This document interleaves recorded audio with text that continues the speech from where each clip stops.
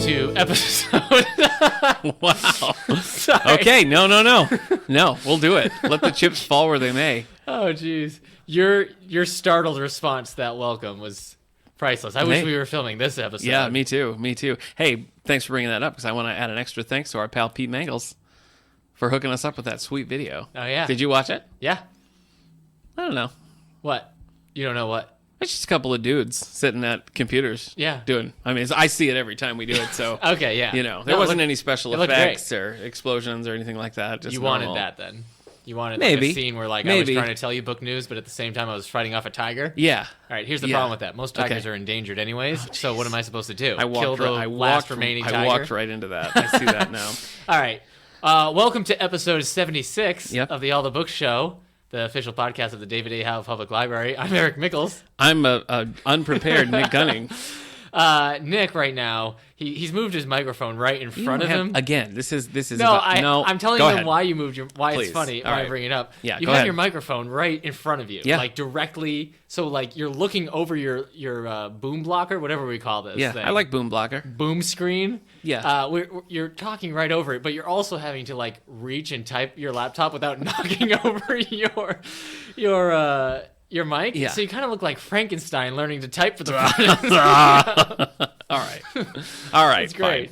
Fine. I'll give you that one. All right. Solid. Well, we're going to be talking about the Youth Media Awards today. We're going to focus on the Newbery, Newbery Caldecott, and the Geisel Awards. We're going to be talking about those, and we're going to have a special guest. Did you say Newbery? Yeah, Newbery, Caldecott, Geisel are going to be the main those ones. Are three separate we'll talk Coretta Scott King. We'll talk a few other ones, but we're going to focus on those main three. Okay. We're going to have a special guest, Kate Miller, our new children's librarian. Yeah. Never been on the show before. This will be her first time, so judge her harshly. Yeah. She's not here right now. So stop sending your questions. So we can talk about her however you want. You like her? Yeah, she's fine. Yeah, I like her too. She's a lot of fun. Kate's great. I can't wait till she's here on the show. She is. She's doing some cool stuff in the children's room. Yeah. I like anything you've ever done. Well, putting all the series together and the nice inviting labels and just she's got a good touch. I like it. I like where we're going. She is a great addition to the David A. Howe Public so Library, and soon the All the Book Show podcast. All the Book Show family of not a regular. I don't want to give people the illusion that she's going to be here every week. Yeah, no, on the podcast. No, too much. Yeah, we gotta. But an old favorite is coming back. My brother Steve's going to be joining us in a podcast in the near future. Yeah, making all the books history. And so soon. Yeah, not 2 weeks. Is it 2 weeks? It's next week. Wow. The next episode, yeah. And so what are we talking about that week? We're going to be talking about Dan Brown. All right. So week after that, we're talking Nick Sparks. Oh boy. And after that, the sky's the limit. So we do have something planned for the one. Tell after us, Nicholas tell Sparks. us send us your thoughts on Dan Brown. Send us your thoughts. Lemony Snicket. Yeah, send us your thoughts on Lemony Snicket. Send us your thoughts on Nicholas Sparks. We're going to hit all of that. Yeah. Hopefully that will have given everybody time to watch Lemony Snicket's. With the Neil Patrick Harris the show. Netflix show. Or the movie. Yes. Our Twitter user, at Sarah Keeler B, was quick to point out that I was wrong when I said that this was his first adult novel, Daniel Handler, a.k.a. Lemony Snicket. He started as an adult novelist, has several, and this is sort of a return to form. Okay. The page I was looking at was just talking about Lemony Snicket stuff, so it didn't include the other stuff. So that is true. Got it. Before we dig into the bookmark, though, I have a bit of a scandal that I have to tell you about. I have to dial back some of my advance notices that I've given because I received a cancellation notice from Brodart. Oh, geez. This is would you say this is a hot exclusive? Maybe. And all the I don't know. Exclusive? I don't know. Do with it what you will. But 5 book shots set over March, April, and June have been canceled. Ouch! And there's a cancel code. And I looked up the cancel code. And what that means is publication canceled. So it's not back ordered. It's not on hold. 5 book shots canceled. Now, there's one been canceled before, The Murder of Stephen King, because it was a terrible idea. Yeah. I don't know if this means that book shots are on their way out, if they're decreasing the frequency. Jimmy P might be stretching himself too thin here. Could be stretching his name too thin. I mean that name can't get any thinner at this point. You can see through it right now. Yep. Yeah, this is my James Patterson bottle of water. It's really great. Yeah. But we've talked before about how when you see them at places like Barnes and Noble or Kmart or wherever, tons of them. There's a million of these. Yeah. But I will say they're incredibly popular. Yeah. I was trying to find one the other day because we only keep the newest batch new, so I was trying to make sure. I gotta read by mine next week. They're all checked out. Yeah. We have all of them since they've started. We have all of, not the Flames, but all of the main series. Well, are other libraries getting them, or is it just us? I don't think many libraries are getting them. So, well, but still, they're all checked out. Yeah. And that's uncommon. Well, the checkout limit is 50. Yeah. So 50 of those equals about half a James Patterson book in general anyway. So I don't know. Which one did I say they're working for us. They're working for us. They may not be big sellers, but they are. People are picking them up. My wife got me The Escape, I think is called. Oh, okay. I can't keep track. Yeah, so I'll have to read that by next week. So yes, we can talk definitely. About that. Yeah. You've read A Bookshot 1. I did. Well, no, actually, I read 2. I read Let's Play Make Believe, and then I read one that was like a abridged version of the first Michael Bennett book. I was so mad. Yeah. So Ringo Starr says abridges are the best way to read. That's true. That's true. That's a shout out to Ringo Starr's Postcards from Paradise. Yeah. If you didn't catch that deep cut of a reference there from welcome. Eric, he's a big Ringo Starr fan. Sure, I don't get the appeal, but Eric seems to really like him, so that's great. Yeah. Anyway, so that was my bit of Scoopy news. So now we can get into Bookmark, talk a little bit about what we're reading. So what have you been reading, my old friend? Oh man, okay. Yeah. Bear with me because I just thought of this in a second, so it's still just like a nebulous idea. Yeah. What if we had a mascot on this podcast who, when we talked about what we were reading, his name was Bookmark. And it was just a guy named Mark. Yeah. But maybe he was wearing He's bookish, maybe? Yeah, he's very bookish. Okay. Like, so what's going on, Bookmark? I like it. Well, Nick is reading. It's such a good character. Okay. That's great. That's right. Roger, write that down. Oh, geez. Roger, please just write it down. Can you just... Did you see that? Yeah, Roger, our elderly... Those are not cheap. Roger, our elderly / senior intern. Yeah. Again, proving to be not useful, making us really... Hey, Roger, let's just say you're on borrowed time in more than one ways, pal. Okay? Oh, jeez. Oh, I don't think you can say that. Oh, boy. Anyway. Okay. Anyway, so you want to talk about what we've been reading? Yes, I do. I want to talk about what we've been reading. All right. I can't talk about what we've been reading because we're going to be talking about it in the main segment. So okay. So you're going to take a hard pass. I'm trying to think if I read anything that I can talk about, and I don't think I can. But I can say what's Couture's official title again? I don't want to screw it up. Couture Capadonia, employee of the library. Development administrator and special collections librarian. Okay, she just went to Atlanta, Georgia for a conference, which was great for her. She was there for a week. She did lots of fun things. A conference that she won a scholarship to, so congratulations to her, because this is a huge conference. All of that, all of that's good and important. It is, yep. But she came back. Oh, yes.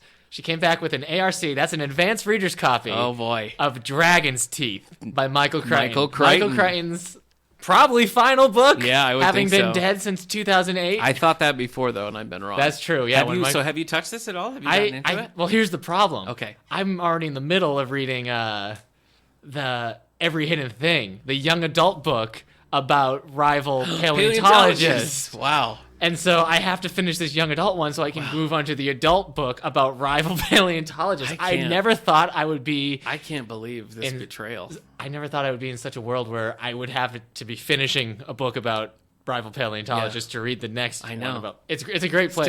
Your hero reaching from beyond the grave trying to hand I actually almost picked it up yesterday without... While still, I'm probably gonna break down and just I'm next. Read it. I'm reading that sucker we'll next. Have to give it to you. So that's really cool. That is exciting. She brought a lot of advanced readers. Yeah, it's true. We got a few. Squirrel Girl. Yes, by Sharon Hale. I think I said that wrong. Yes, Sharon Hale. Jason Reynolds is doing this Miles Morales series, so I'm definitely Marvel's getting on board with this stuff. They've got a Captain Marvel book coming out soon they're all over the place. All right, so you can't tell us anything that you've been reading because later. I can tell you some stuff I've watched. That may be of interest. We'll allow it. We'll allow it. I just. I can bring it up because we're adding it to our collection. Oh, yeah, sure. I've been watching Sound Breaking. It's a documentary about in-studio recording. Studio recording specifically.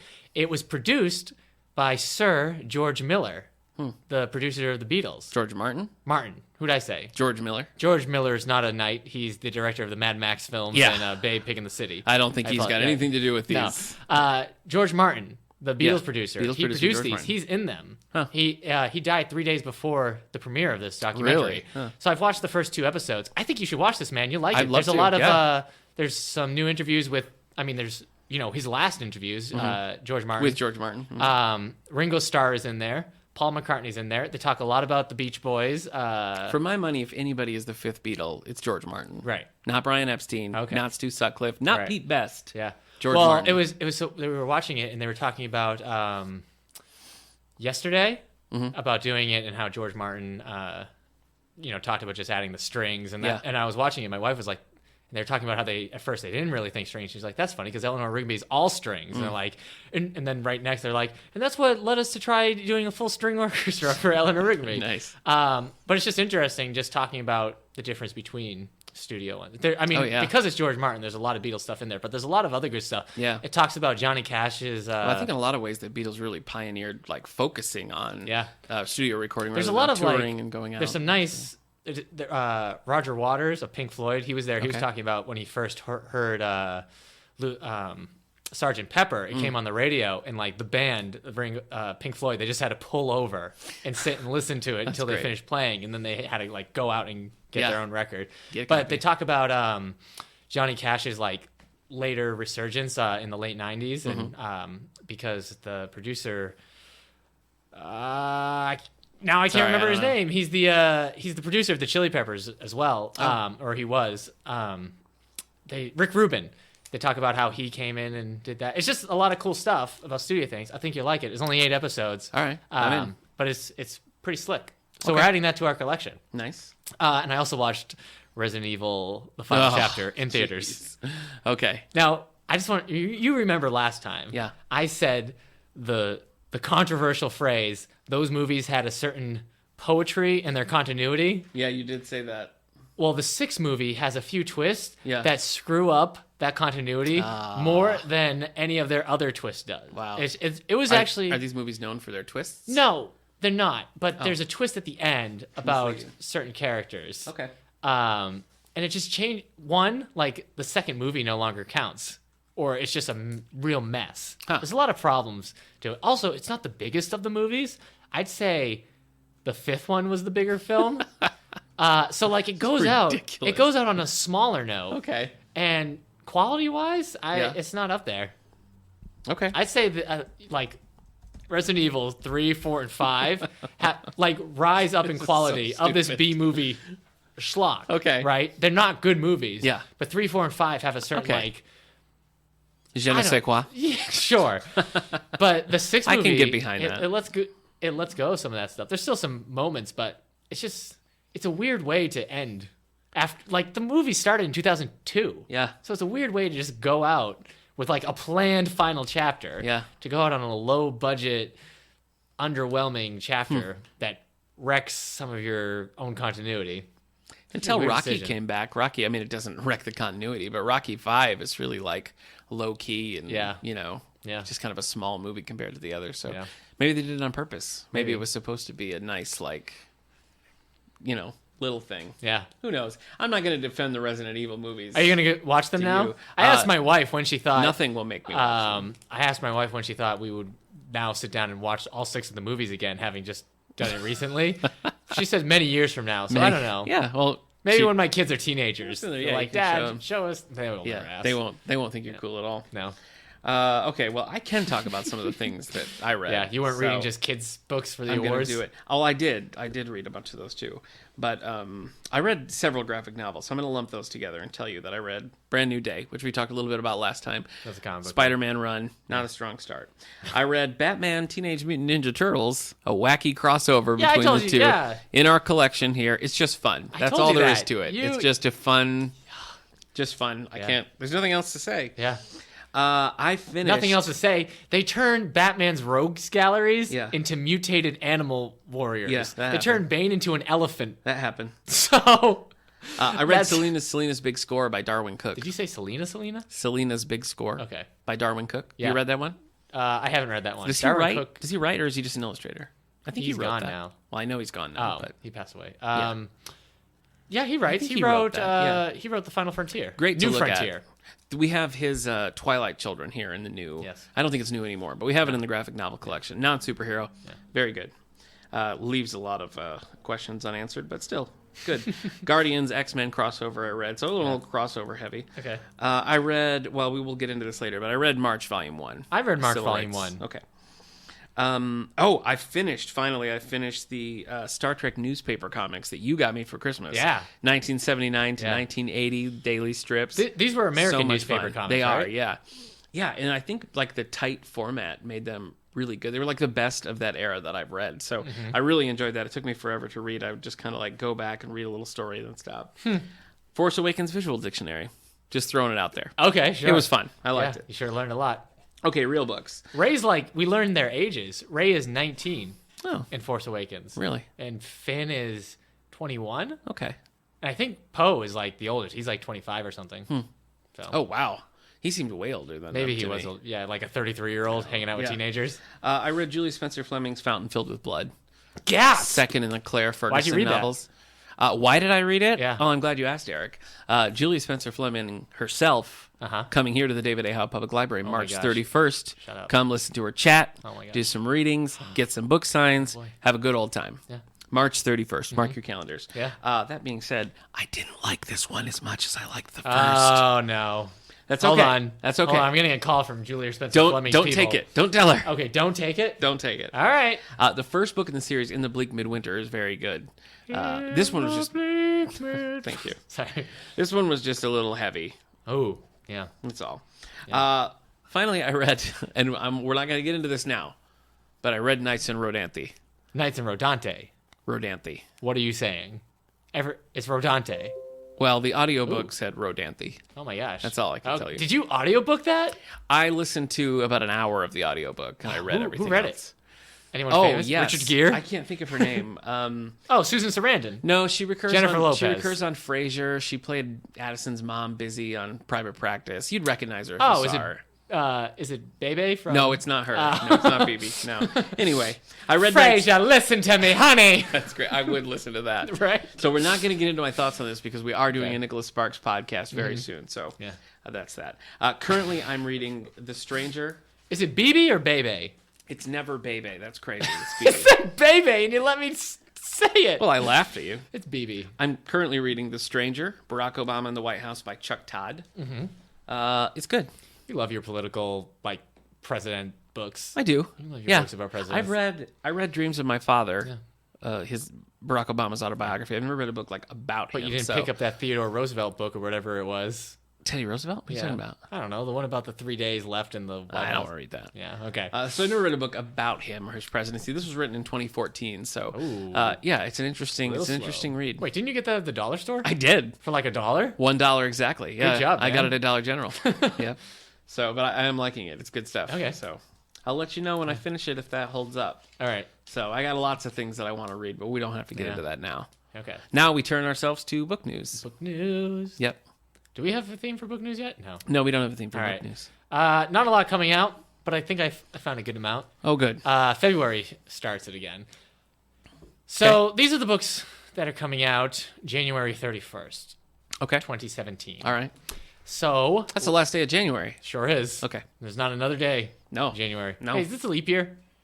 No, I don't think so. Okay. Was last year a leap year? I don't remember. Yes, it was. It was? Yeah, it was. Last year was a leap year? Yeah.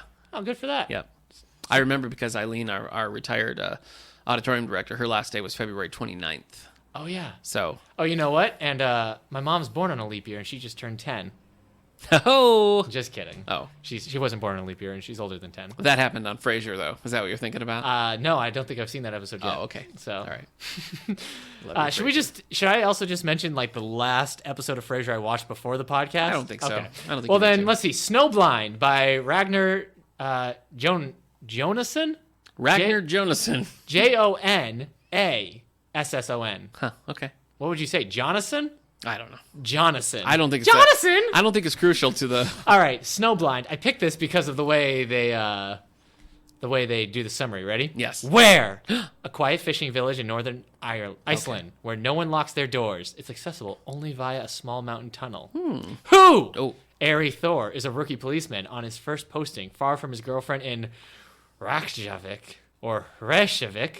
He has a past that he's unable to leave behind. What? A young woman is found lying half naked in the snow, bleeding and unconscious, and highly esteemed elderly writes to his death. Oh no, A highly esteemed elderly writer falls to his death. That makes more sense. It's just an elderly person writing to his death. Yeah. Ari is dragged straight into the heart of a community where he can trust no one, and secrets and lies are a way of life. That's it. Okay. It was the who, whatever, the where, who, what. Yeah, I know. I get it. That's the classic way to say it, too. It's intense. Where, who, what. Yeah. Why. Yeah. When. How come. Yep. How you doing? The Girl in the Garden by Melanie Wallace. Wait, could this be The Next Girl on a Train? It's an unforgettable novel about a young woman and her infant son abandoned at a seaside motel in New England. Maybe. And the secrets of the townspeople who provided them with shelter. I don't know. That sounds like a TV show. I wonder why I picked this. Does it sound like a TV show? Yeah, it sounds like it could be on, I don't know, not NBC. Well, now we have to talk about Riverdale. We didn't even touch this. No, this couldn't be on the CW. I know, but we didn't even touch this on our page-to-screen talk. But we watched the pilot for Riverdale. We did. A lot of fun. Twisty. A little bit of teen angst. Yeah. Dark. Kind of weird. Yeah. Yeah. I was a fan. You were on the fence. Jughead is this ominous... Like, Jughead is narrating the show. Yeah. Because he just hangs out at the diner. Pop's Diner, is that what it's called? He hangs out at Pop's shop, but he hangs out at the diner just writing this about the town. Yeah. And that's Jughead. Yeah, I'm in. Okay. I'm in. You like everybody? Yeah, I thought it was a pretty good cast. You're not a big fan of Luke Perry, though, is that right? I love Luke Perry. What are you talking about? Luke Perry is Archie's dad? Yeah. Yeah. Man, if Jenny Garth shows up at Archie's mom, forget about it. Forget about it. Who's she? She played Kelly on Beverly Hills 90210. Okay. That's all. You know what? I can't make fun of you for liking Riverdale or being excited about Luke Perry. Yeah. Because I made you guys watch the Power Rangers movie trailer. Oh, yeah. And let's admit, that trailer looks bad. Yeah, it does. Until Rita Repulsa shows up in town. I don't. And unleashes her army of putties. And then the Power Rangers show up in suit. And what do they do, Nick? What do they summon? They're Zords. They're Zords. Yep. They're Dino-Zords. Yeah. And then what happens? It's Morphin time. The Megazord. Yeah. So good. When I got home, I had to watch the original Power Rangers TV show clips where they do summon their droid. Do you remember how they would summon their Zords? Like T-Rex and like... I'm not going to take responsibility for this tangent. I know I brought up Riverdale, but I'm not going to take responsibility for this. But you remember. Like, I do remember, Like, you would see them, like, you would see the Mastodon Zord. It'd be like in the desert running and be like... Yeah. And how cool that was? Yeah. And then, like, the guitar. No. All right. Okay. So no one... You're not excited about the Power Rangers movie after watching that trailer. No one's excited about the Power Rangers But after watching the trailer, you're a little excited. I'm actually less excited. Really? Yeah. Oh. Wow. Sorry. We had adverse...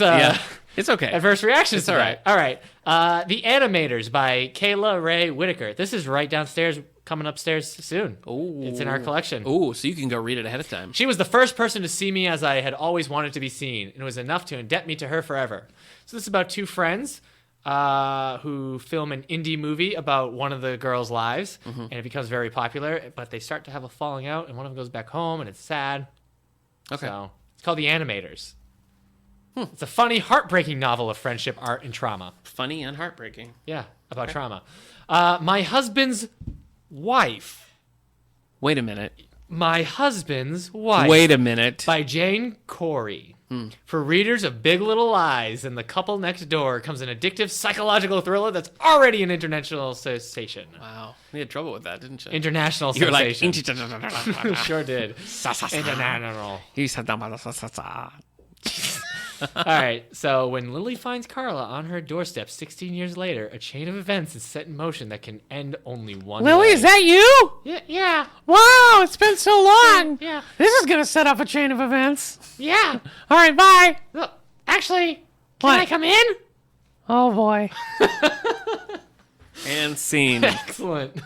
Well, now we've ruined the book for everybody. Yeah, we have. Actually, I just saw a trailer. My wife actually was just saying that now she cannot take Women in Cabin 10 seriously anymore because it's supposed to be like seriously and broody. Yeah. We're doing that for book club. I can't wait. And I don't think many of the book club, besides your wife, listens to the podcast. I know. We're going to be talking about that book. They're not going to know. Maybe we should just put together like a... we can use the puppet theater. We should put together a clip show. Yeah. And just of the Woman in Cabin 10 bits, and then you could play it for your book club. That's a lot of hilarity altogether. So Lisa Gardner has a new book. It's called Right Behind You. No, the book is called Right Behind You. Oh, okay. Yeah. Well, you really did turn too. Yeah. For an audio-only medium, we do a lot of acting. You have to commit. A lot of pantomime. You need follow-through. Yeah. You know? Lisa Gardner's next like thriller. a good golf swing. You need to follow through. Yeah. Like golf. Yeah. Eric, look behind you. It's the title of the book. I wanted you to keep telling me about it. Well, the title of the book's Right Behind You. All right. We'll fix it in editing. Okay. Lisa Gardner's next thriller, following her runaway New York Times bestsellers, Find Her, takes her wildly popular brand of suspense to new heights. She's got her own brand? Yeah. Wow. Brand of suspense. Look at that. Yeah. She's kind of I like her author picture because she's looking at you and there's a smile, but her eyes say, I'm dangerous. Really? And you're going to die. Oh my gosh. So, let's see. The Prisoner, a John Wells novel by Alexer Berenson. Did you say Alexer? Because it's probably just Alex. What is happening to me? I don't know. Alex Berenson. Oh, this is what happens when I call BB Bebe. Just roll, Bebe. Who's Bebe? I don't know. And it was BB Bluff. It wasn't Bebe There's Bluff. never a Bebe anything. There must be somebody named Bebe. You. Go on, Bebe. All right, so this is book 10 and 10 of the John Wells series. Are you familiar with this series? Nope. We get his books, though. We do? Alex Yeah. Berenson. We do. Speaking of The Prisoner, you ever finish that show? No. That you were watching with your wife? The old British show about Mars? Mars? Space? No. I guess I thought it was... Maybe I'm thinking of a different movie. No, he just kind of like... It's a secret agent washes up on this shore of this weird little isolated town. Oh, okay. They all have numbers. It's spooky and weird. No, I haven't finished it. Are you guys gonna? Yeah. Okay. Yeah, it's slow going. We watch it just every once in a while. It's book 10 of John Wells. What does that have to do with anything? Nothing. Okay. All right. Rather Be the Devil, a Rebus novel by Anne Rankin. It's book 21 and 21. Rebus writing novels now? I was about to say, would you prefer this is Rather Be the Devil, Reba's novel? Yeah. It's just book 21 and Reba's I'll tell you what, I'd rather be the devil. Yeah. Does he love you? I don't know any Reba like songs. He loves me. I know the show. How did she have a show? And that one lasted a long time. It did last. It lasted through the WB-CW transition. There you go. Only for a season. What was Reba doing on the WB-CW? She had it. Reba would not be on Magic. CW today. Probably not. CW has... She'd play someone's great-grandma. Yeah. CW doesn't hire any actor over 30. No. So, no, they can't. Yeah. They can't. They're from the Charlton Heston School of Casting. Wives, fiancés... Because he says don't trust anybody over 30 in Planet of the Apes. Wait a minute. Yeah, I'm 30. Not over yet. Oh, no. So you're still trustworthy for a little while? Yeah. Okay. For 7 more months. Oh, wait. We're about to hit February. 6 more months. So am I. Yeah. What's happening? Nothing. You're just staring at me. You should just trust me. It's fine. Oh, my gosh. I can't trust you. You're over 30. Wives, fiancés, and side chicks of Hotlanta. Wow. Hotlanta. Yeah. Yowzer. This is by Cherie Whitefield. Mm-hmm. I think this is... Oh, wait. Hardcover is $31. No judgment. The hardcover's not out yet. Well, anyways, this is one of those paperback ones. Okay. One of those romantic paperbacks. Ooh. One of the stars of Bravo's TV hit shows, The Real Housewives of Atlanta. So this is her... debut novel. Well, thanks so much for bringing it up. So, but you have no reaction to Hotlanta? I do. Yeah, it's a great title. Yeah. All right, now we're into some young adult books. Okay, I'm ready. Caravel by Stephanie Garber. By James Carville. No. We're going to read a young adult book. Wait, is he the Desert Storm guy? I mean, he's a political commentator. Right, he was on 30 Rock. Was he? Where he's like, me and my wife found out we could survive any storm, even Desert Storm. Yeah. Okay. That sounds right. He's on Mad About You, too. I guess he's just making the rounds on sitcoms. Whatever you heard about Carvel, it doesn't compare to this reality. Oh wait, we talked about this in our anticipated books episode. What to expect when you're expecting books. Yes. Mm-hmm. About Scarlett and Tila. I think they join a scary circus. We're not going to get into it, but it's a young adult book called Carvel. This has been showing, everybody's been talking. This is on everybody's anticipated YA books of the year, so this is exciting. Why are you still doing that scary thing? Mine is Lois Lane Triple Threat. That's what I'm waiting for. Okay. By Gwenda Bond. Silver Stars by Michael Grant. This is book 2 of the Soldier Girl series. It's the sequel to Frontlines. Soldier Girls. Oh, my little soldier girls. Yes, so this is an alternate history where women were on the front line during World War II. Michael Grant, to me, best known as being the husband of K.A. Applegate. Oh. Or as she prefers these days, Catherine Applegate. She'll always be K.A. in my heart. Boy. Yeah. Beauty and the Beast, Lost in a Book. Tale as old as time. Why are you singing it like Robert Goulet? Tale as old as time. There you go. So this is it can be. This is an original Beauty and the Beast tale. That takes place. I'll be the judge. Lost in a Book follows original. the lonely bookish Belle as she finds an enchanted book in the Beast library called Nevermore that carries her into a glittery new world. So this is a midquel. Yes, sort of like midquel. the Christmas Yeah, special. Beauty and the Beast Enchanted Christmas. So yeah, this shows up in young adult and juvenile lists. So I don't know really the age yet, but Disney's on it. I think Here's the thing. The beautiful thing is they're barely even friends. Then somebody bends unexpectedly. Yeah, you know? yeah. So yeah, I'd say there was something. There might be something there that wasn't there before. yeah, there may be something there that wasn't there before. Yeah. All right.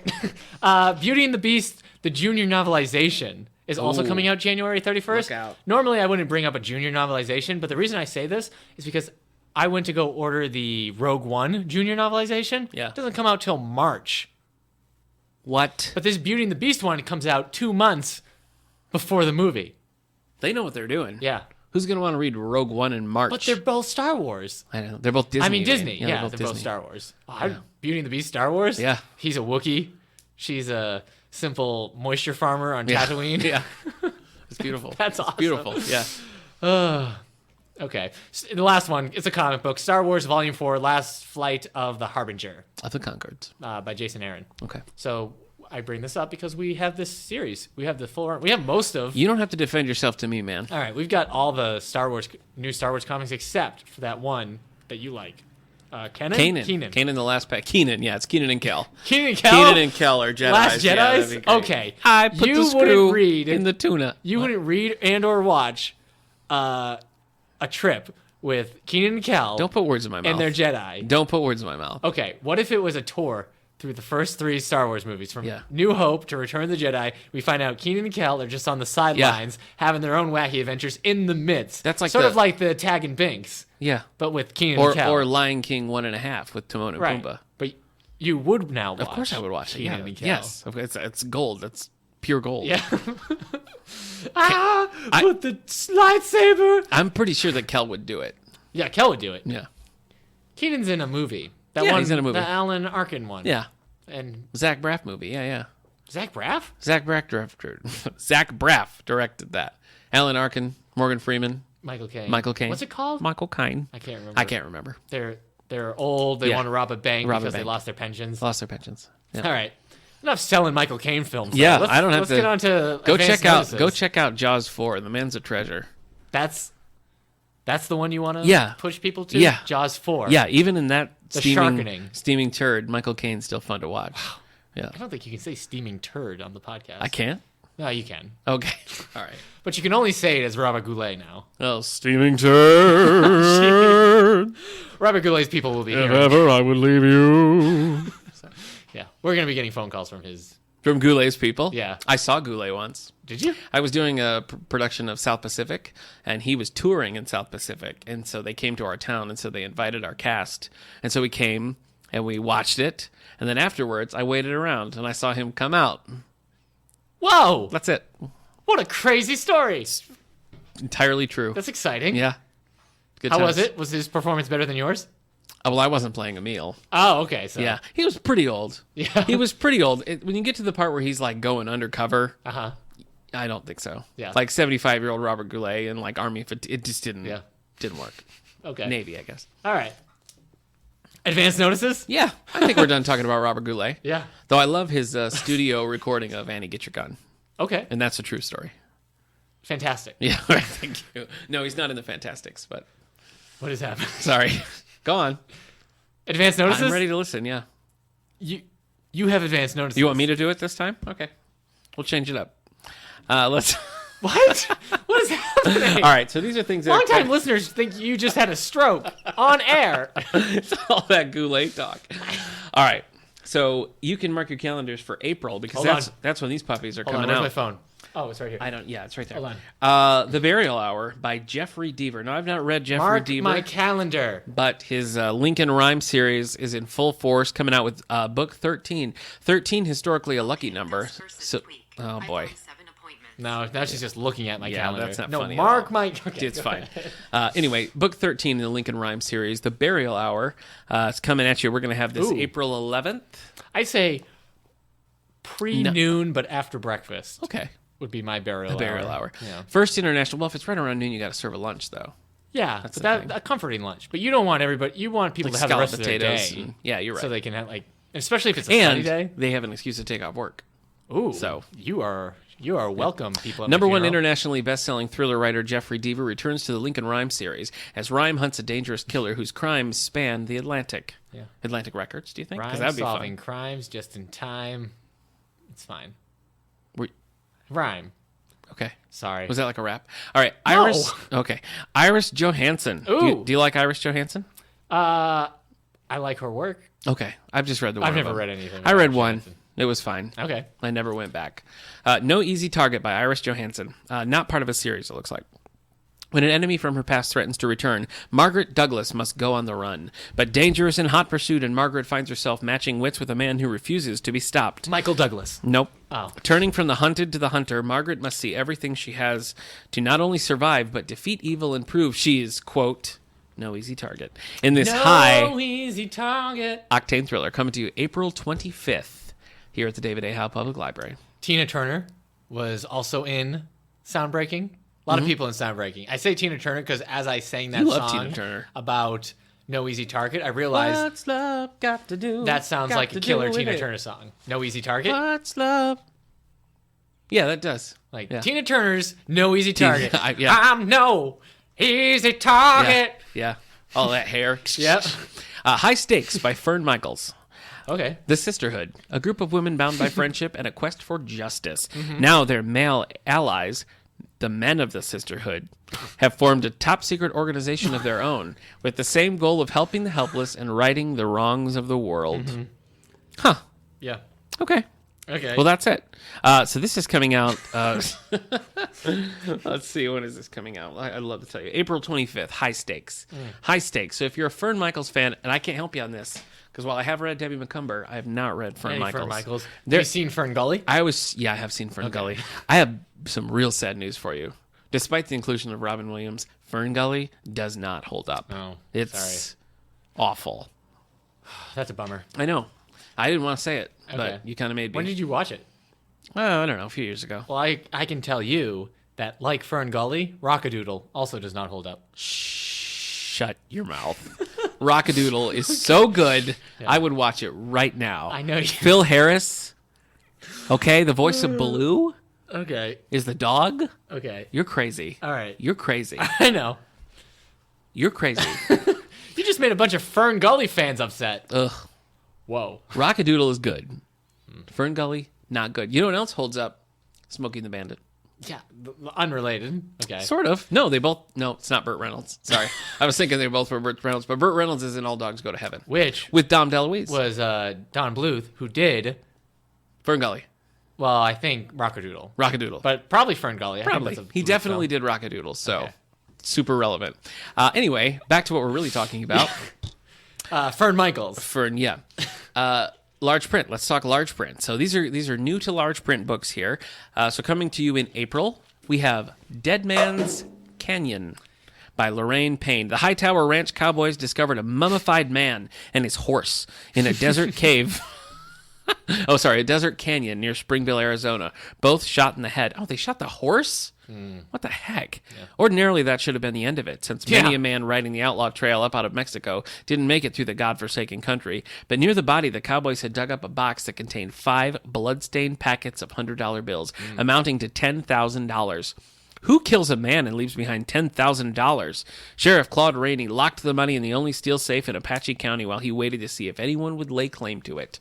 If you want to find out, Dead Man's Canyon. Dead Man's Canyon. By Lorraine Payne. Okay.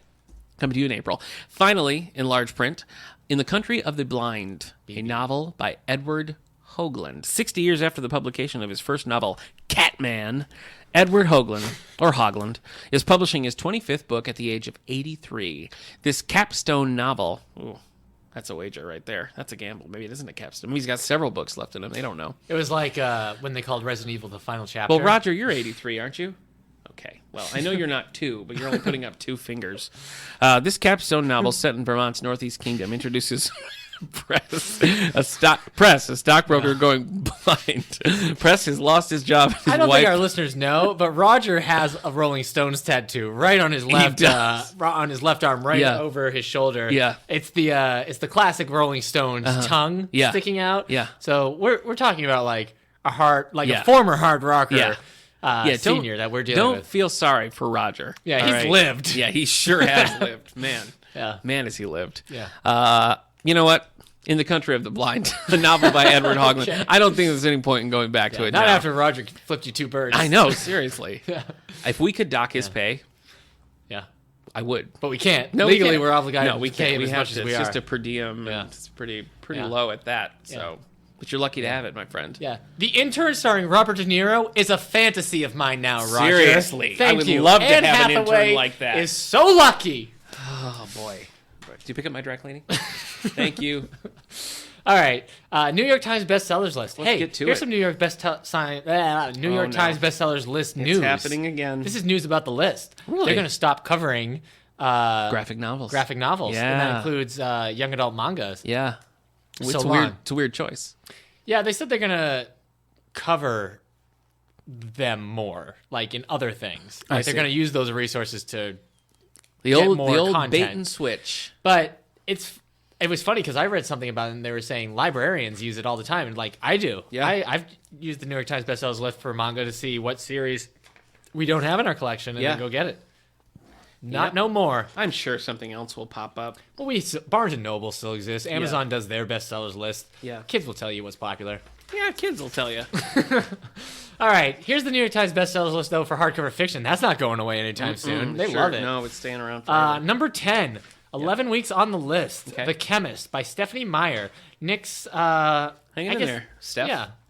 Stephanie Meyer is actually... Whenever Nick writes fan fiction about his own life, he always ends up marrying Stephanie Meyer. I marry Stephanie Meyer. Yeah. Even when I call her Steffi. But even when she's like not in like the first book. If you do a sequel, you still end up meeting her. Yeah. Just randomly. Like that one where you were in the jungle searching for Aztec treasure. Yeah. And there she was. She's researching a book. Yeah. There was a reason why she'd be there. Yeah. I mean, continuity is very important to me, but one way or another, I'm going to marry Stephanie Meyer. Bottom line, that's the bottom line. I'm writing it. You know what I mean? Why not? So, anyway. Okay. I'm way more familiar with Stephanie Meyer's work than I should be because I've seen all 4 Twilight movies. 5 Twilight movies. Yeah. Is there 5? Yeah. I thought it was a trilogy that they split one into 4. No, it's 4 a movies. Quadrilogy. Right. I've seen The Host. I read the first several pages of The Host. Yeah. Couldn't go on. Yeah. Haven't read Life and Death. Haven't read The Chemist. If I was going to read any of them, it would be The Chemist, but I'm not going to do it. Maybe you will. Maybe. For book club. Yeah. Number 9. Why 3 not? weeks on the list. Below the Belt. Stuart Woods. Yeah. I'm not supposed to tell you what Stone Barrington faces danger when he finds himself in possession of a retired CIA agent's explosive memoir. In fact, if he doesn't get rid of that memoir in 24 hours, it will explode. Really? Creating a nuclear blast that will cover all of Manhattan. Wow. Yeah. Yeah. Okay. Small Great Things by Jodi Picoult at number 8. 15 weeks on the list. You're probably going to have to book club that soon, huh? Like bubblegum. What? Small Great Thing. Right. Freshens your breath. Yeah. Gives you that nice kick. Yep. Gives you confidence because you got good smelling breath. So it's a great, okay. It's a thing. Number 7, Cross the Line, James Patterson. Solo James Patterson. James pretty Patterson, rare. yeah. To see a James Patterson in the wild like that, just all by himself. He's a pack animal. Yeah. He's usually got, a Maxine Pietro or a Marshall Karp traveling with him, but here we got him alone. Okay. So, number 6, new this week, Fever Song by Karen Marie Moning. Moning? I don't know. It's not familiar to me. Moning. Okay. Moana. Moana? A group of superhumans. I'm a superhuman. A group of superhuman beings fight to save Dublin and humanity. The conclusion of the Fever series. Dublin's in danger. No, never mind about that. I got a fever. 5. Number 5. Okay. 3 weeks on the list. Yep. The Mistress by Danielle Steele. So remember, this is about a beautiful mistress of a Russian oligarch. She falls in love with an artist. She yearns for freedom, probably from the oligarch. Do you think Danielle Steele just, like, now she goes back to her really early novels and does her find and replace and just changes names and stuff? Oh, maybe. They're just they come out so quickly. Yeah. They come out so quickly. She's either superhuman or she's plagiarizing herself. Yeah. Well, I know that she has defended Dublin. Really? In her day. So she really? Might be superhuman. Huh. Number 4, The Whistler, John Grisham. This isn't going anywhere, Nick. No. No matter how much you loved it, it's not going anywhere. No, you're remembering it wrong because I didn't like it. Okay, you going to sneeze again? Oh, boy. That was a sad face. It's like somebody poured pepper into your eyes. I know. I don't know what's happening. Number 3, 16 weeks on the list. My wife is reading this right now. 2x2 by Nicholas Sparks. That's about Noah's Ark. Yes. Biblical story of the flood. It is a bit Nicholas Sparks writing a romance between Noah and Noah's wife. And Noah's wife, yeah. Historical fiction. Yeah, they're having problems in their relationship. That's actually kind of perfect, though. You think about it. Why? You think about it. Okay. Noah's got a nice little family, right? And then all of a sudden, here comes this impending disaster. And they either have to pull together and become stronger, or they lose everything. Right. Well, disaster strikes. Yeah. They have to come together in an unknown area. Yeah. Surrounded by the unknown, and all they have is each other to cling to. And 2 of every animal. That's right. 2x2 by Nicholas Sparks. Coming to a theater near you. Yeah, it's great. Yeah. Played by Russell Crowe. Really? Yeah. And Steenburgen? Mary Steenburgen? Well, no, it was Jennifer Connelly. Was it Jennifer Connelly? Yeah. You know what? Steenburgen played Noah's wife opposite John Voight in a super crazy movie. We don't have to get into it now. Was that was it like a made-for-TV movie? Yeah, it was. I watched that it was shown to me in class one time. Was I don't know why. Bonkers. It was shown in my public school. Yeah. Yeah, that was Mary Steenburgen? That's funny. Yeah. Number 2, The Underground Railroad by Colson Whitehead. 24 weeks on the list. Not going anywhere now, man. No Colson way. Whitehead's a National Book Award winner. He's a national treasure. National Book? Yeah, No, National Book Award. That's what he... Okay, yeah. So that's going to be And there. Goodreads Choice Awards. It's going to be there forever. And you're book clubbing it? We are currently reading it right now. Copies are scarce. Yeah. So book club members, who I've already said don't listen to this book, please read your book quickly and then return it so somebody else can check it out. Yeah. And then what do we got here? Number 1, new this week. We've already seen him on this list, but he's back. James Patterson for Never Never. Twice on the same list. Never Never by James Patterson and Candace Fox. Oh. Is this what series is this? Harriet Blue. Okay. A Sydney sex crimes detective is sent to the outback, the Never Never, to investigate the disappearance of a mine worker. Okay. The first in a new series. Oh, so you're not... That's why you would not know this. Well, it's... wasn't this a bookshot? Yeah, it started as a bookshot. Okay. Black and Blue was like the little prequel to it. But, I mean, it came out first, so it's technically the first book. Yeah. It's 0.5 in the series. That was number 1. Yeah. Never Never. Never Never, the new series that he's writing with Candace Fox. Fox. Yeah, she sounds pretty. Yeah. What? That's sexist. Because her name's Fox. Somebody can't have the last name Fox and just be a normal-looking person? I'm sorry, I'm supposed to assume this is an ugly person? That's better? All right. You know what? All that matters is whether or not she can write. We know James Patterson can't. Oh! Just kidding. I actually like James Patterson. Yeah. I know we give him a hard time, but I do like the Alex Cross books. And I like NYPD Red. Yeah. I wouldn't say they're good necessarily, but they're fun. They're your Resident Evil series. They're quick. They're my Resident Evil series. Absolutely. Those are not quick, though. They're slowly paced, and sometimes they go over 2 hours. Yeah, so you chose a terrible example for comparison, but that's fine.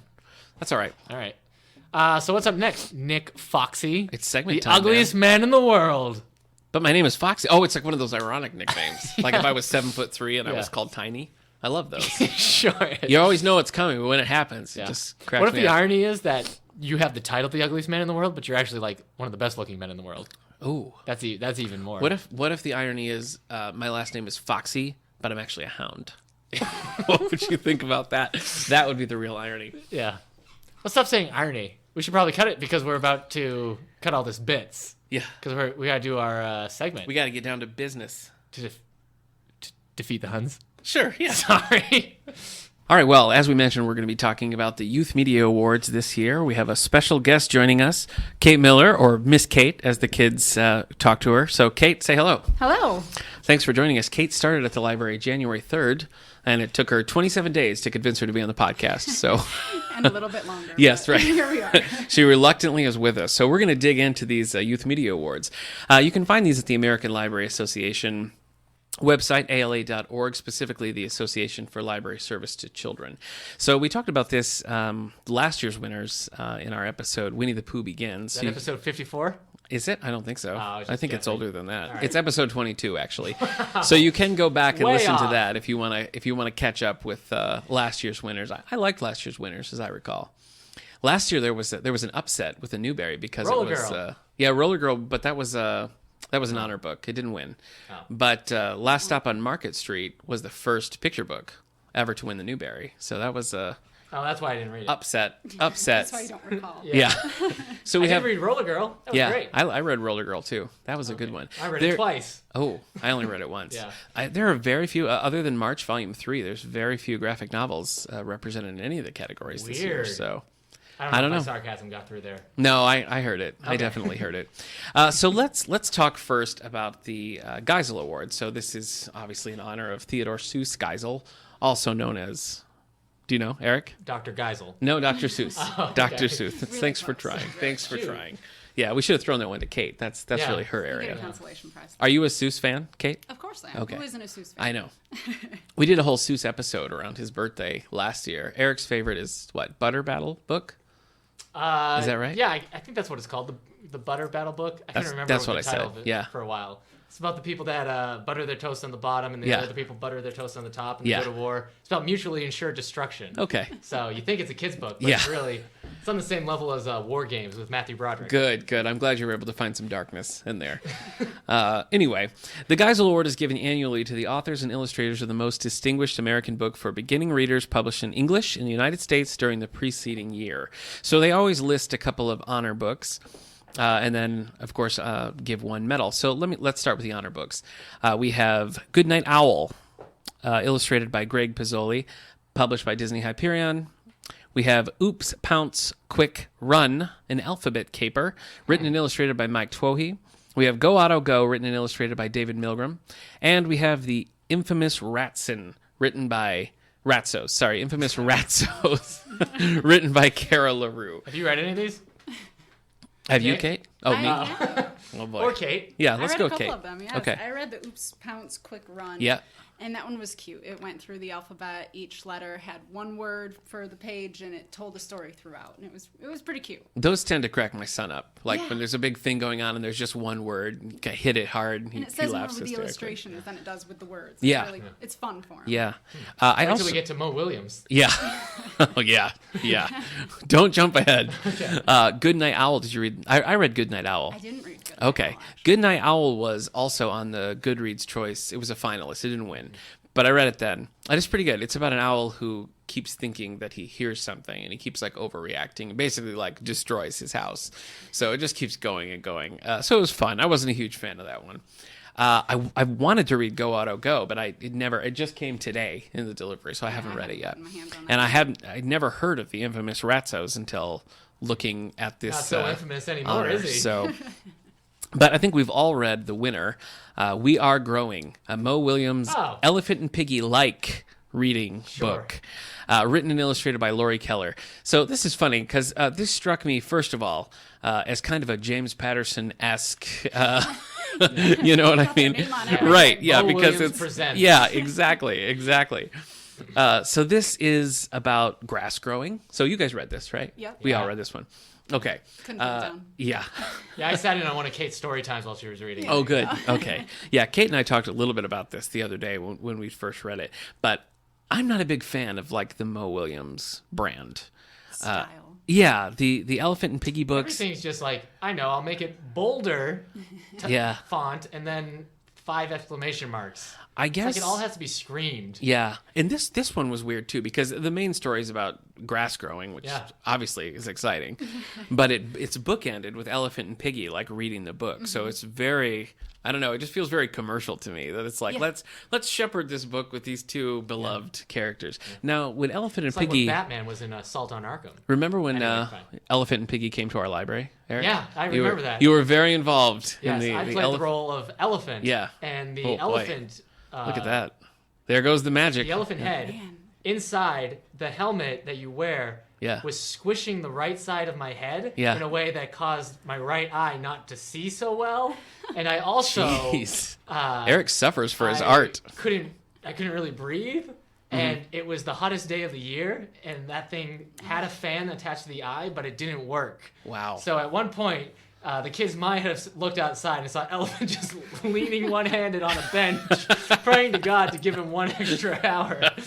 It was rough. Wow. So you have some personal baggage. I also had to walk sideways through every door because the elephant ears were huge, and none of our doors were wide enough for those ears.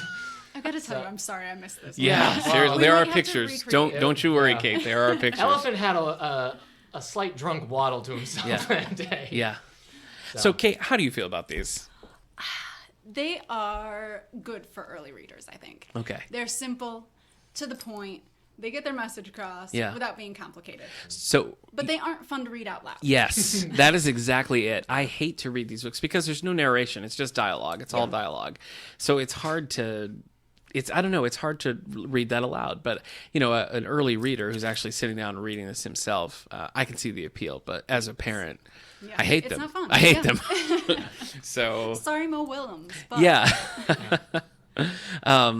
So have we already said Mo Williams, Mo Problems? I think we have. Yeah. Okay. Yeah. Well, but if I not, thought it bared repeating. It did. It did. It's funny because I guess I would sort of assume that these books would be like Seussian. They'd have some sort of quality similar to that, but none of them. None of them did. I mean, I guess. No, I don't know. Nonsensical stuff like we're the readiest and we're the the otherist. All right. Okay, sure. That's Susie. Yeah. Kind of. What was it? I'm not saying it's good as Seuss. Yeah. Okay. Let me look at the past winners because I think that last year was "Don't Throw It to Mo." Is that right? Is that the one? Yeah. Yes, it is. "Don't Throw It to Mo," written by David A. Adler. I did like that. That was about like a little kid playing a game, and they were like, "Oh, don't throw to him; he's going to tank it." And that was just sort of about, give him a shot, and like we'll all work together. And so that was good. I mean, that sort of had a message, which is kind of Seussian.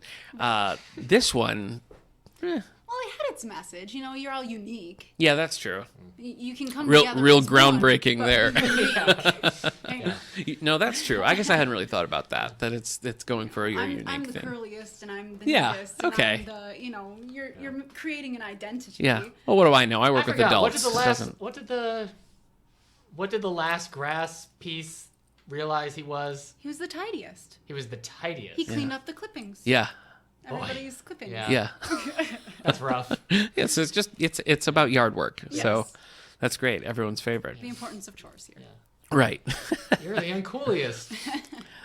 Kate, do you find that when we talk about some of the like adult awards, often those winning awards doesn't necessarily mean that more people are going to read them or that they're more like commercially interesting.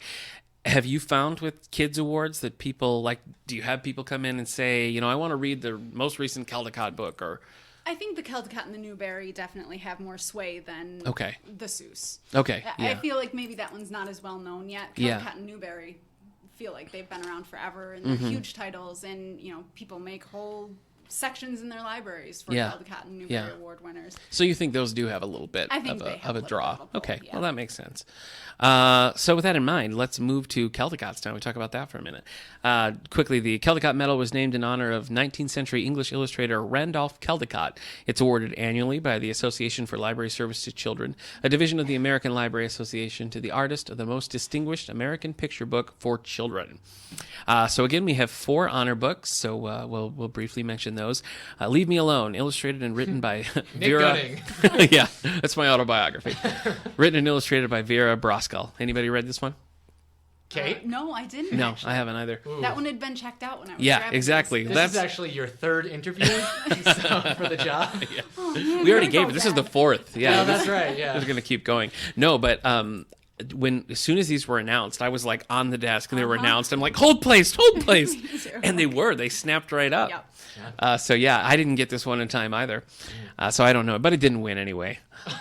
So whatever. Whatever. But it's a Caldecott honor. Freedom in Congo Square, illustrated by Gregory Christie, written by Carol Boston. Now I did read this one. And I liked this. This was the illustration was inventive. Story was good, a little sad, just about basically slaves and having Sunday off and that time that they had. So it's heavy. It's definitely a heavy book. But it worked well because it was something you could read to younger kids. Like it wasn't so deep or so upsetting that it was. Yeah. But it kind of it used the illustrations really well to sort of get that information out there. So it's a good early book. So I'll give it props for that. Do Is Tak, illustrated and written by Carson Ellis. That sounds like nonsense. It's exactly right. Should have been Seuss. Oh, really? Are you guys familiar with this one at all? I haven't gotten my hands on it. It has been checked out every time I try. This one I actually picked up before it was on the list. So just reading to my son, that's all. Do you also have an Apple computer? Yeah, I do. Yeah, I'm real ahead of the times. So this is all nonsense. Like, it's not anything. It's just it's this little story about this thing growing in a little tree fort and spiders and things happening. All the dialogue is just in a made-up language. Right. And it's just, it's the pictures and it's how you say the words to get it across. My son loved it. Okay. I mean, he was fine that I was. But he doesn't really have a grasp of every English word either. He was fine that I was saying nonsense because he liked the pictures, which was a big thing with Caldecott. Was he laughing at the nonsense words, or do you think he was just like, this is a word I haven't met yet? Yeah, I think he was like, oh no, Dad's lost it.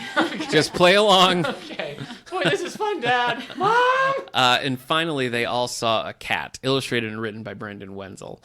So this one was another one that was on the Goodreads list. So I read this one a while back. You know this one, Kay, right? Too, yep. So this one is nice. It's, do you want to talk about it? It shows a cat going through pretty much just its typical day, but it shows it from other animals' perspectives. Yeah. There was like a bat and a mouse, I think there were a bunch, and just it was big and it was scary, or it was just a bunch of little dots and there was a bee, so there were a bunch of different eyes. Just the different perspective from each different animal. Yeah, and really cute. I like that because it's sort of, it is cute and it's interesting, and it also sort of opens up dialogue just a little bit about perspective and context and stuff in a very simple way. And even the science behind it. Oh, sure, I think with the bat, it was like a bunch of little circles, almost like the sonar, the sound bouncing off of the shape, and you could, with that, the bat could see what it was. Yeah. So I thought that was interesting, even if not entirely scientifically accurate. Do you see it from a horse perspective? I don't remember. I don't remember. I liked the illustration in this one. It was kind of that collage cutout sort of look, right? Yeah. Wasn't this one? Yeah. Yeah. So I like that one a lot. The winner, talk about heavy. Yeah. Now it's a dark book. It really was, too. Do you have this one up in front of you, Eric? It's Radiant Child? Yeah, Radiant Child, the story of young artist Jean-Michel Besquat. I had to look up after I read the book. Illustrated and written by Javaka Steptoe. So this is, I don't know how to say this author's last name, but it's in the author's style, like all the illustrations. Basquiat. Okay, thank you. So it's in that style of these found pieces and random pieces of wood, and so she told this biography of this artist in his style. So it's a clever thing to do because it's just like one page you're reading is like, he wanted to be the best artist he could ever be. Yeah. He also liked drinking milk, and then you turn the page, is like, but after he was hit by a car, all his bones were broken. Yeah, seriously. And you're like, when did this happen? Yeah. It was very abrupt. It was, yeah. Unfortunately, his mom had to go away. Seriously. I was reading this in the living room. My son was sitting on the couch and my wife was on the chair, and we were just going through it, and I turned the page and read that, and she and I are just like, whoa, unexpected twist. Yeah. But again, when we're talking about Caldecott here, which really is about the visual in a lot of ways, it was very visually impressive. Yeah, I think. It was. Absolutely. And I like that I just couldn't have done without the pages of his mom having to close and open the refrigerator door 11 times. Before going to bed. It was upsetting certainly, but I like that the illustrations served a purpose because it was just another. It was a part of the biography to see this is the kind of art that he made, like based on those experiences. So I like that because it served a dual purpose. You know, the art was a part of it, which was, you know, makes sense. Definitely the best part of it too. Yeah, I agree. Because I've been writing your biography using the same art style. Really? And it doesn't work. Really? Because it seems like it would. No. But, all right. Well, what are you going to do? So I did like this. I'm sort of like, I'm not really sure what age I would put this to, because you read it to your son though, right? How old is your son? He's 2.5. Okay, so I don't think I would repeat it. I mean, he was fine. He liked the illustrations. He liked the pictures. He didn't quite understand it. Like, Mom's crazy now. So it wasn't traumatic. But like, you know, it is a picture book. It's not tons of words. So like, where do you put this age-wise? It's kind of, I mean, we would put it in nonfiction, but you know, it's hard to know. Hard audience. It is. I mean, it's very informational. It's good information for people to know. You can see a replica almost of his artwork and figure out his life story. But it's just very awkward. That's exactly what I thought. I just didn't know what to do with it.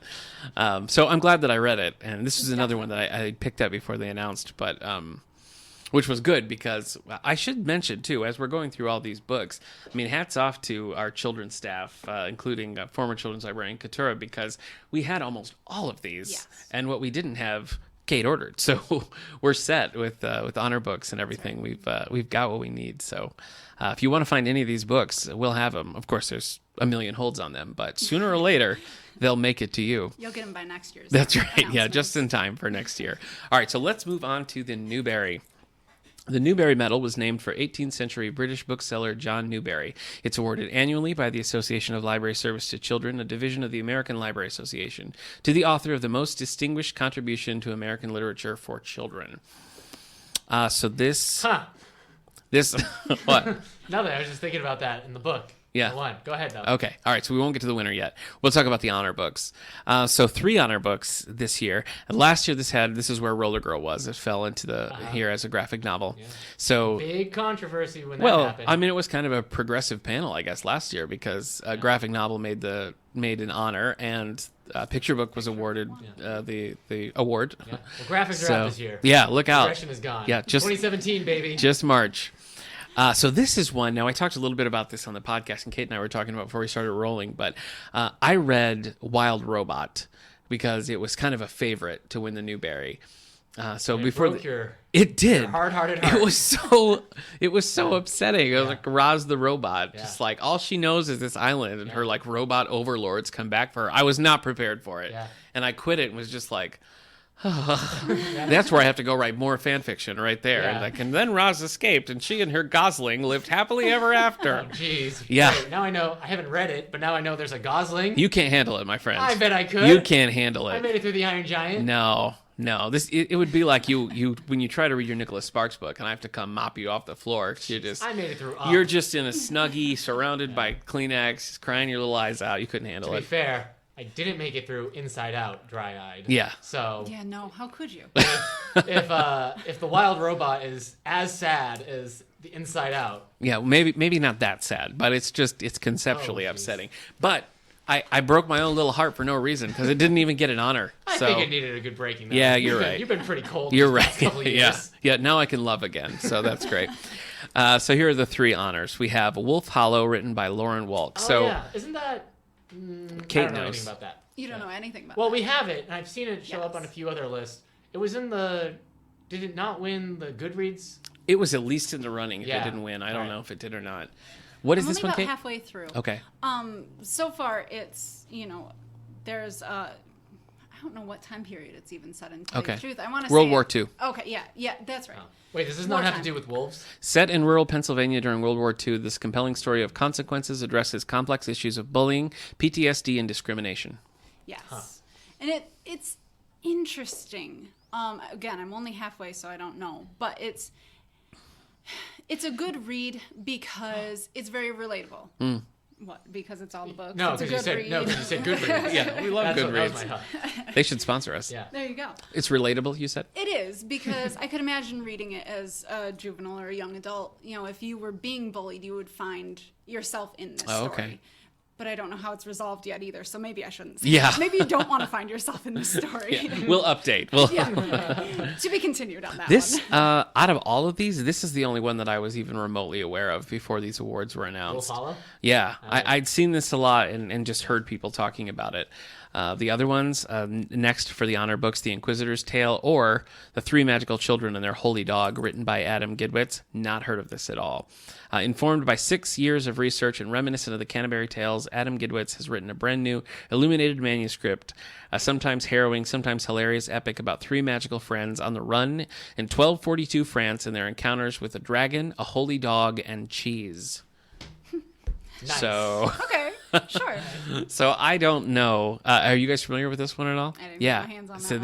this is a weird one, and I think I don't know. It just sort of came out of nowhere. Like I just was not aware of this one. I did see it on one prediction list, but I didn't get a chance to get to it. I don't even think I saw it on a prediction list. Yeah. So you're beating me there. Final honor book: Freedom Over Me: 11 Slaves, Their Lives and Dreams, brought to life by Ashley Bryan. Inspired by an 1828 estate appraisement, Ashley Bryan honors the lives of 11 slaves in poetry and collage, conveying the terror of the patter-roller and the hope of voices raised in song. Bryan imagines for each person a life of oppression and a dream for freedom. I did not read this one.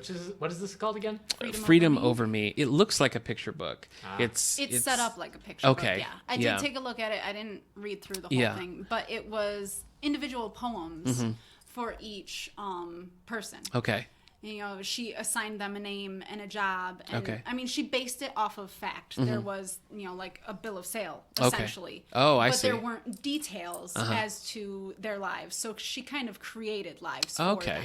That's interesting. One was the washer. She did the laundry for the family and this and that. And she just built these lives up. They were husband and wife, and they had this kid, and they took care of, and it was an interesting take from such a small amount of information. Mm-hmm.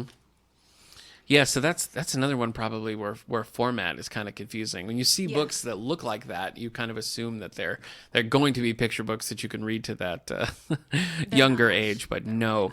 There was one, this was on a list, Ideas Are All Around by Philip Stead. I don't know if you guys saw this one at all. This is one that we have. I loved it. I think it was on prediction list for the Caldecott. Okay. And it's about a writer who doesn't have any ideas, and so he takes his dog for a walk. And it looks like it's written on a typewriter, and it just has really simple art. I loved it. My son and I have read this one a million times. He likes it too. So I was really pulling for that one on the Caldecott, and it didn't make it. So I just wanted to mention that before we moved on, because I thought that was very good, and we do have it here. So finally, drum roll. You want to do a drum roll? No, it's fine. No. Do you want your little noisemaker? I think we have it's fine. Neil Peart on retainer, though. Really? He could just come out and do a drum roll. Great. That'd be perfect. Actually, we'll work it in later. Okay. I'll just read it. I'll just read it now. 2017 Newbery Medal winner, The Girl Who Drank the Moon, written by Kelly Barnhill and published by Algonquin Young Readers. Moonlight is magic. Ask anyone you like. Barnhill's story is also pure magic, distinguished by careful development of a complex plot and indelible evocation of unique characters. Love, heartbreak, hope, sorrow, and wonder all shine in exquisite lyrical prose. Discuss. I need to finish this. Okay. Oh, you do too? Yeah, I haven't finished it yet. You guys can do your homework. Here's my problem with this book. Yep. I'll accept your reports, but it's a letter grade for each day you're late. Darn it. It's all right. It's about 500 pages. Okay. It's a juvenile book that's about 500 pages. It's what? Just under 400. Oh, it's just under. Wow. Okay. Oh boy. So early reviews are not looking good, is what we're saying. Here's the thing. Okay. The writing style is written in that like a juvenile level. Yes. Sure. So like the story is whimsical and complicated and everything, but the style of the writing is just under that level where I can invest in. Like there are young adult books that will bore me because of the writing style, but there are others that they're at that level where I'm like, okay, this isn't bad and the story's good, so I can get into it. Right. But this one is like, it's the same as The Ranger's Apprentice, where like reading the first one, I was like, I would like this if it was just a little higher in terms of like, and like lots of adults like The Ranger's Apprentice and stuff, but like for me, it was just too, I don't know, too young. Juvenile? Yeah. And so, and the same thing, I'm having the same problem with this one. And it's also fantasy, but it's the kind of fantasy I don't click with, where like she feeds a baby like Starlight, like spaghetti. So it's just like a kind of like nonsense fantasy. Yeah. I'm sure. Hopefully, when I finish it, I'll be like, oh, it was good. But the main plot is that there's a town hidden away in the woods, and they have to bring a baby into the forest every year to give to the witch, so the witch doesn't kill them. Okay. But it's revealed, like in the second chapter, that there is no witch. That no witch comes and takes the babies. That the people in charge of the town just do it to keep people in control. It's very Hunger Games of them. Yeah. Yeah, pretty much.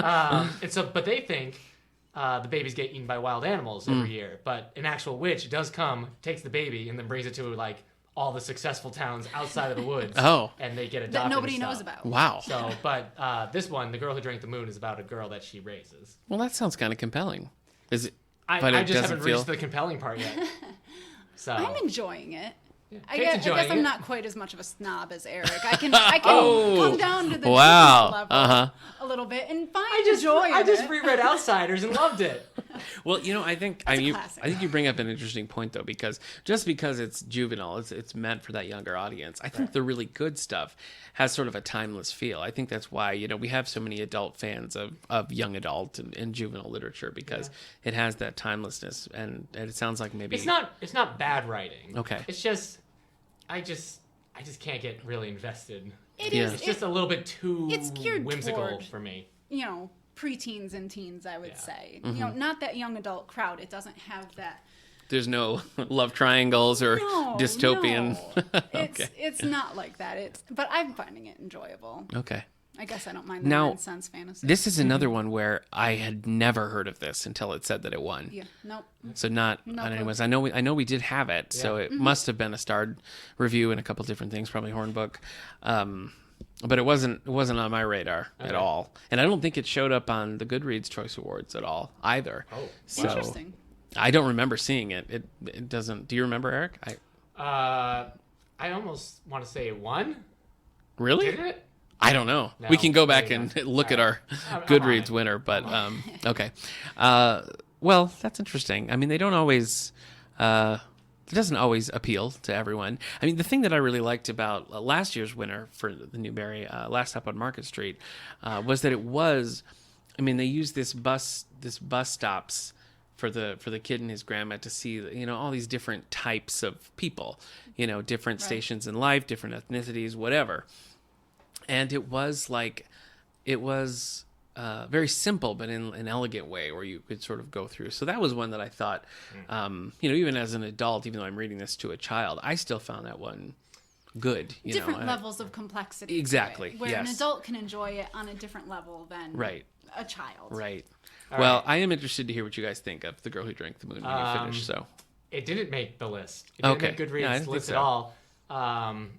The Wild Robot is pretty far down, and Wolf Hollow isn't very high up either. Yeah. So the winner was The Trials of Apollo by Rick Riordan. So that's not surprising at all. No. But that's a big difference between like the Goodreads or the People's Choice and like these specific ones with educated panels and things that they're really going for something different. And it's interesting when they match up, like Colson Whitehead, for example, Underground Railroad. I mean that won Goodreads and it won the National Book Award. So I mean, it does happen that they cross over, but I think it's rare. Read Your Mama's approval list of the year for 2016. Yeah, what was the winner? You doing Yo Mama jokes? Is that okay? I thought that was what your mom called her best of 2016 list. No, you're making that up. Huh. You're making that up. Right. It's a good title though. So thank you for bringing that up. Well, any final thoughts? We should mention March Volume 3.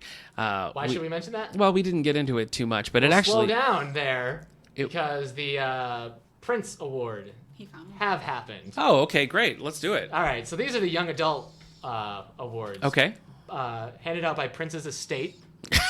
The artist formerly known as Printz. Okay. Formerly known as Prince. Yes, thank you. No, none of this is true. Okay. It is called the Printz Award, Prince with a Z. Okay. Which that's how you wouldn't really be far beyond something Prince would do anyway. No, he would do it, yeah. So, what do we have here? We have The Sun is Also a Star nominated. That's true, The Sun is also a star. Yeah, it is. Yeah. So is this a nonfiction? Yeah. Is that it? No, yes. This is nonfiction explaining how stars work and collapse. And, all right. Anyway. That's not true, though, is it? No, it's not. Okay. What? That stars collapse? They do. No, I know that. I know that. Oh, okay. Just be quiet. Nicola Yoon. So she wrote Everything, Everything, which is going to be a movie this year. Everything was the story about the girl who's allergic to everything. Oh. And she decides Good title. She meets her neighbor. Yes. And they go on an adventure. I haven't read that one. No. Not a bad one. I don't see this one in the system at all. The Sun is also a star? Yeah. We have it. That was crazy. Man, too bad I'm recording this in mono. Yeah. Let's see. Scythe by Neil Schusterman. I read this during our Sexy New Book Club. You remember this one? About what are they? I was not a fan. Right, you weren't. Sorry. Oh, because of the name Citra and Rowan. Don't start. Rowan. Yeah. Rowan. Oh, man. Someone named Fresca. Yeah, Fresca. Oh, I see it. I don't know why I missed it before. That's embarrassing. Yeah, it is. They have The Passion of Dulce by Julie Berry nominated. I'm not familiar with this at all. We don't have this. Have you heard of this? I've got nothing. Right. I can't help you, man. Well, The Passion of Dulce is by, again, Julie Berry. It's a historical epic. Tells the tale of Dulce, an accused heretic on the run. Yeah. And the three sisters who find her and help her. This wasn't a winner, right? This was this was an honor. Okay. They're all winners. Yeah, It's just an honor to be nominated. Yeah, that is in the system. You're right that we don't have it, but it is available if people are interested. Last nomination, Asking for It by Louise O'Neill. Louise O'Neill has written other books. The one I'm most familiar with is Only Ever Yours. Okay. You've seen this in our collection. Mm-hmm. We do have Asking for It, yeah. Right, and she has the new one, I Call Myself a Feminist, that came out this year as well. Okay. Asking for It was nominated. And the winner is March, Book 3, by John Lewis, Andrew Aiden, and Nate Powell. Okay. That won a couple of things. It won the Coretta Scott King Award as well. Yeah. So there's 3 or 4 different things that it won. I just read Volume 1. I've only read Volume 1 too, but I liked it. I plan to continue it. All right. I plan to continue it though, because it's a good series. It's good, and what the first one does is it is telling an overarching plot about the civil rights movement, but the first one is very focused on his early life, and then John Lewis's early life, and then the sit-ins that he was that he partook in restaurants. Mm-hmm. So it's like very focused on that. So if that was the only volume, you would almost feel like you got, a full story. Yeah, it didn't really. Keeps going. It has a little tag that's sort of like to be continued, but without that, it could stand alone. Yep. But I plan to continue it certainly. So that's a good thing. But yes, I remember book 1. Each book I think have been on list. I think so too. The third book has been on a lot. Did it win the National Book Award for young adults as well? Yes, it did. Yeah. So the Printz Award seems a lot more open-minded because they also nominated, back when it came out, American Born Chinese, which is a young adult graphic novel as well. Mm-hmm. So they don't seem to care if it's graphic or not. So Newbery. Just your move. Your move, Newbery Award. I still haven't read Island of the Blue Dolphins. Put it in a comic book. Yeah. Not this 100-page, easy to read. Again, I've told you my problem with Newberries is that I never read any in school. Oh, yeah. I never understood why. But then as I got older, I'm like, was I not as good of a reader as I thought I was? Yeah. It's been an issue. Yeah, well, I'm glad you can finally accept that fact and learn from it and move forward. I was reading Michael Crichton. That's great. Kids were reading Islands of Blue Dolphins. I was reading Michael Crichton. I should have been in those class. Do you like Michael Crichton, Kate? No. I've never read Michael Crichton. Wait, well, then she doesn't know if she likes Michael Crichton. I should not say I don't like. Yeah. All right. So do you like Jurassic Park? The movie? What? Meh. Huh. I need to go. Okay. We're going off script, but now I got to ask, do you have a favorite book? I know that's hard to say. Harry Potter's. Yeah, classic. I gotta go there. Okay. Yeah. All right. Glad we could be so cruel to Jurassic Park and you pick a safety net like Harry Potter. You're gonna get a lot of controversy from that pick.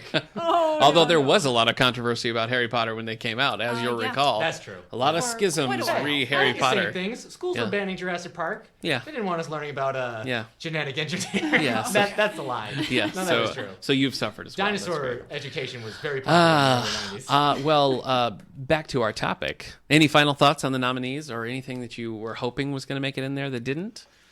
Anything that you want to read because of this list? Well, I mean, it got me to pick up March. Okay. I kept meaning to pick up March, and didn't happen. But now like the third one's done. I'm like, well, now I can just read the whole thing as a series. So there's that. I agree too. I picked that up. Wild Robot. Not because it was nominated, but because it broke your heart. Yeah, it did. It did. See if you're just too much of a softie. Okay. But you know how I feel about robots too. Yeah. It's just as sad. Yeah, it's a lot. It's a lot. All right. Well, I guess we're gonna close the book on that. But Kate, stay around for a minute because I want to talk story time. So we're gonna get into library news now. So Eric, what do you have coming up? I wasn't prepared for this. Because we end every show this way, but yeah, I know. All right, so we're showing Jurassic Park here for Kate's benefit. That's not true. Oh, okay. We're doing a Jurassic Park book club? Incorrect. I mean, I'd be up for it. But, really? Yeah. Okay. No, we've got Teen Anime Club every Wednesday at 5:30 to 7:30. Soon to be moving to our new spot upstairs. Yeah, that's true. Exciting stuff. Teen Lounge. And while we mention that, we should Teen Zone. Yes. But Zone is connected to teen. Yeah. Z forms teens. Teen Zone. And Zone. Yeah. While we're on that topic, That's a lie. we should mention that we are in need of furniture. So if you have couches, rugs, tables, chairs, anything like that you don't want anymore, we'll take it. Yeah. And we'll put it in the teen space. Yeah. So. Anyway, yes. Sorry I interrupted though. Go on. Card game club. We got after school cards. I should say card game. Now you got me all confused. After school card game club. Yeah, that's just what it's called. That's exactly what I said. But I didn't want people thinking teens are coming over to play poker and gamble out their lunch money. Yeah, but it's all bridge, only bridge. It's Yu-Gi-Oh and Pokemon. Okay. Mainly. All right. That's every Tuesday at 3 to 5. Okay. And then Minecraft Mondays. Minecraft Mondays. Yeah. That's 3 to 5. I guess I should have just let you be quiet, and I should have just done this myself. But this Friday, which is February what? 3rd, we're showing middle school. Is it the worst years of my life? Worst years of my life, based on a book by James Patterson. Wow. It all comes back full circle. Fans of Gilmore Girls, Lauren Graham is in this movie. Yes, she is. Fans of the Comedy Central series Reviewed. Yeah. That guy is in there too. Or just Review. The main kid was the kid from Private Practice. So if you like the Shonda Rhimes shows, Private Practice kid stars in the middle school movie. Well, there you go. So I'm sure that's a pretty wide audience. I don't really know what this is about. He's just a troublemaker. Yeah, middle school. It's the worst years of his life, man. Hard. What more do you need to know? Yeah, I think so. I think we got it. We're showing that. That's at 3:30. There'll be popcorn. Bring the kids. If you don't have kids, get out of here. What else we got? Well, we've got our first concert of the year is starting February 9th. This is Amanda Bruce Cox. Springsteen? No. Amanda Cox, the Sharon East Street Johnson. Combined concerts, vocals, piano. They do a lot of classical stuff. They do some Broadway stuff. Really excellent show. So we hope you'll come out for that. That's the first of our concerts, as I said. 7 o'clock on February 9th. So we're very excited about that. Book clubs are just wrapping up. I've Got You Under My Skin by Mary Higgins Clark, and we're moving on to John Grisham's The Pelican Brief. This is the first time I've snuck some John Grisham into the book club. Have you seen the movie? No, I haven't actually. Who's in that? Denzel? It's Denzel Washington and Julia Roberts. Yeah. Okay. I'll have to watch it. David Spade after I read the book. On Weekend Update. His little snide comment that the movie was anything but brief. It was a very boring film. That was back when David Spade was funny. I'm sorry, I took us back too far. No pelicans in it at all. So we're doing that, and then we're attempting Underground Railroad by Colson Whitehead. But as we said earlier, there's so many copies in demand that it's hard to get them in. So read it quick and return it so my peeps can get copies of this. Is that what you call your book club people? I'm trying it out. I'm workshopping it. We'll see how it works. Like our podcasts. Exactly. Exactly. So our next kid movie is February 13th. We're showing Romeo and Juliet at 3:30. So you can come check that out. It's after school. It's right in time for Valentine's Day. Nobody could see my disapproval head shake. It's right in time for Valentine's Day. I mean that's fine. Come on, it was cute. It was cute. There you go. It's James McAvoy. Oh. Yeah. I'm sold. He's Romeo. Okay. Doesn't matter. Everything okay. It doesn't matter. Are you showing Arthur Christmas then? No, I'm not. Are you going to show I don't want to do this anymore. What's that movie? Starter for 10? No. Okay. All right. But while we're talking kids, let's talk King about of Scotland? No, I hate Forrest Whitaker. I don't want to watch. You don't hate him. I do. What about That's that movie? harsh. I don't like him in movies. He's probably a very nice man. Probably a very nice man. But I want to talk about story time while we have Kate here. We're starting up again, so let's talk. Week of February 13th. Okay. Monday nights, we are going to try to do like a quiet time for kids who might not enjoy the hustle and bustle of a typical story time. Okay. Going to do that from about 4 to 5 p.m. Okay. Just have books that they can read, crafts that they can do. I'll be there to help with anything they want. We are going to do... Now, are you, if like a one-on-one, they want you to read them a book, is that part of it? Okay. Yes, please. Tuesday, 10:30, we will do a preschool age story time from about 3 to 6. We'll do a couple of stories, a song or a rhyme, a craft and an activity. Okay. We'll do an encore of that on Thursdays. In case you can't make it to the 10:30, we will have it Thursday 1 again. Okay. And then people Fridays, can come to both if they want. Oh, absolutely. Right? I'd never turn anybody away. Yeah. Okay. And Friday at 10:30. Okay. We will do a toddler time. It's about 18 to 36 months. Couple of short stories, and then a lot of moving, dancing, jumping around, rhymes, songs. Right. How many months is your son? 2.5 years. So what is that? He falls in there. Yeah, yeah, he's in 36 there. 30 months. He's like 30 months. He's like 30 months. How about that? Year and something months. Okay. Not for you, not for this. I just 1.5 to 3 years. 1.5 to 3 years. There you go. Is the math better for that? I'm gonna count my own age in years. In months. In months. All right. Yeah, that's it. Yeah, in months. Well, that was dynamite, I think. All right. Well, thanks for joining us, Kate. Wait, is that really it? Yeah, that's really it. Oh, I feel like we're missing something. No, we're not. Next week we're going to be talking about Dan Brown. Super relevant. How do you feel about Dan Brown? We're going to dig into some Dan Brown. I don't know much about Dan Brown. Da Vinci Code. Well, this and all that stuff. 396-month-year-old is... Month-year-old? Thank you. Is that a thing, a month-year-old? Yeah. Okay. Month-old. Month-old. Yeah. Darn it. Yeah. Anyway. I've already had problems today. So we want you to send us your thoughts about Dan Brown. We're going to be talking about Nicholas Sparks just in time for Valentine's Day. Sparks?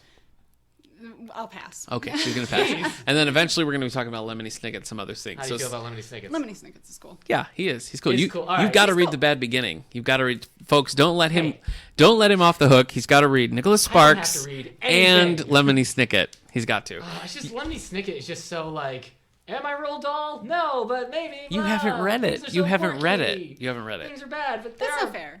It's not fair. Bad Beginning will take you like an hour and a half to read. I saw the movie. I was one of 7 people who saw that movie in theater. No, you stop. It's good. I think you'll like it. You work in a library. You can't start a sentence judging a book by saying, I saw the movie. I think you're going to like it, and it's such a minimal time commitment.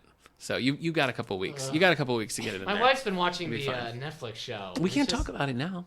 Okay. But send your thoughts on those authors and anything else you want to talk about. You can find us on Twitter at All the Book Show, Facebook, David A. Howe Public Library, email wellsville@stls.org. Yeah. And remember, so many emails. We've never gotten an email. Hotmails Never. Directly to but us. Twitter and Facebook. Facebook, I think we do even better than Twitter. But and remember to rate us on iTunes. That always helps. After we do Lemony Snicket's and talk about the Netflix show, we'll talk about the Luke Cage Netflix show. No. Is that the deal? No, I haven't seen it. I mean, I guess if that'll get you to participate, sure. Sure, I'll read some Luke Cage. Now it's fine. All right. Well, thank you, Miss Kate, our new children's librarian, for joining us. And we will see you next time. And Eric. And Eric, fine. Thank okay, you. yes. Thank you, Eric, for being here as well. For being here. Hey, you're welcome, man. All right, that's it. We're done.